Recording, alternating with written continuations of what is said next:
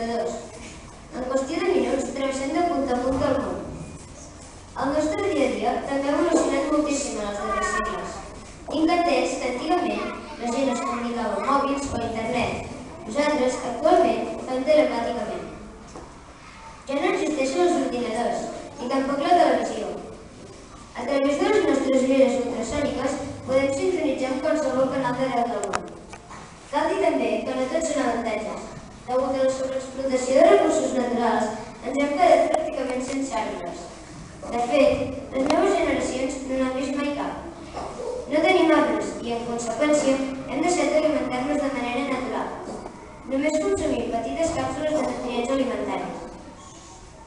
Vinga, nens, a taula! Noi, què s'ha estudiat ja? Àvia, eres tan rica, em puixeu taules de porta. Els avis són ben tradicionals. Ens agrada mantenir les velles costums. Dona ràpid, vinga! D'acord. Que canseu, avis? És una cançó per la que jo no m'ha